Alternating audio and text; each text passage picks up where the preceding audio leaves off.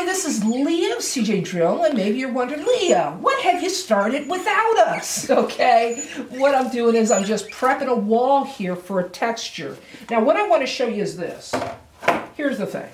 This is the texture we're going to be doing. We're going to be using this roller here, and what it's called is a Poinsettia texture roller, and it creates the most popular pattern out there today.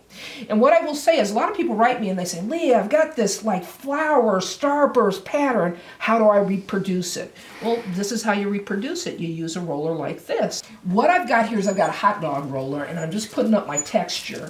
And when you put down texture, you're just using all-purpose joint compound, all right? Pre-mixed. And you're adding a little water to it so that you can roll it on. Now the trick to adding water to joint compound is if you add a lot of water, it's gonna give you a real light, lessly defined pattern.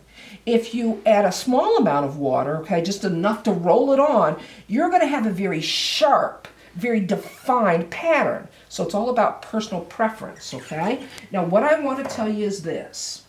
When you use one of these textured rollers, okay, with a pattern cut in it, you want to dampen it a little bit. Put a little water. You don't want it sopping wet, just damp. And the reason for that is when you use these rollers and you use them over and over again, there's a little bit of residual plaster in there, and what happens is it creates suction. And that suction starts to dry the material that's on there, and you won't get the best pattern. So just make certain you dampen it before you use it, okay? Now when you apply a texture to a ceiling, it's always smart to work in a team, where one person goes ahead and they start laying down the joint compound like I did. And then you have one person following with the pattern. That way you're constantly moving. One person is applying the texture. It's not having an opportunity set up before a person comes along and they put the pattern in. Now when you roll your pattern, you start in one section of the ceiling and you go only in one direction. You don't go back and forth like you're rolling on paint. It's a little different. If you go back and forth like you're rolling on paint, you will not be able to see a pattern, okay? Now I'm going to start at the top and I'm going to come down.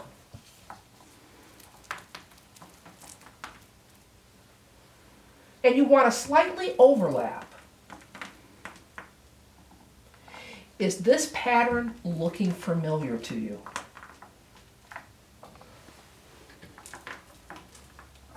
Now that's it.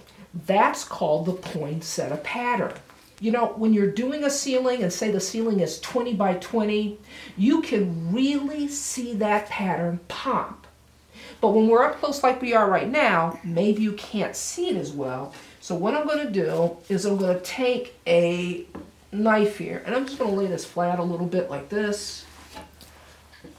Now we're going to put the pattern into a smooth surface of joint compound so you can really see what the pattern looks like up close. All right, so here we go.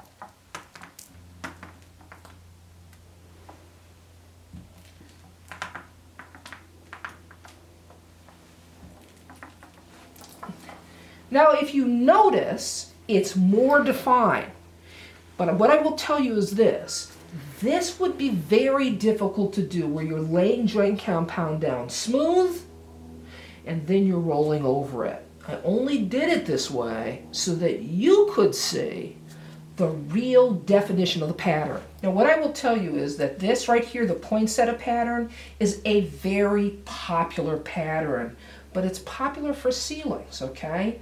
In fact, all these texture rollers are popular, but for ceilings, okay? And the reason for that is the pattern itself is sharp. It's got these little points, okay? You would never want to put this on a wall because it would be really rough to the touch. Now when you do a poinsettia texture on a wall, it's a little different. When you're using a texture on a ceiling, you have one surface that you're adding like texture to, that you're adding, it's like a feature wall in a way. Your ceiling becomes a feature wall. If you were to use this poinsettia texture on your walls, you would be surrounded by a pattern, and that pattern would be overwhelming. So once you get your mud on, you have to abandon the idea of having a knockdown poinsettia texture and just having a knockdown texture that's random. And I'm going to show you how to do that. Now what you do is, once you've got your texture on, you take your roller. Instead of worrying about a consistent pattern, you just roll it like you're rolling on paint. So when you're doing walls, remember, you can roll your texture on just like you're rolling on paint. When you're rolling a texture on a ceiling, you have to be very, very precise and roll only in one direction. But we're doing walls here, so we're not worried about that. So we have our texture on, and now we're going to knock it down. We do it just very lightly. We just graze across the top of the texture very, very lightly like that. And what that gives you is it gives you a very nice knockdown that is random. And you could get away with doing an entire room with this because it is random.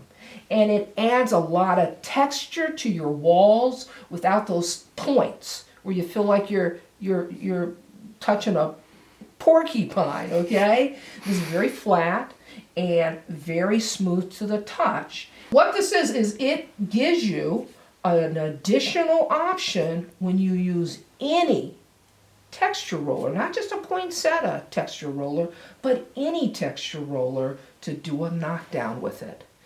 This is Leah saying, you can do this. See you next time.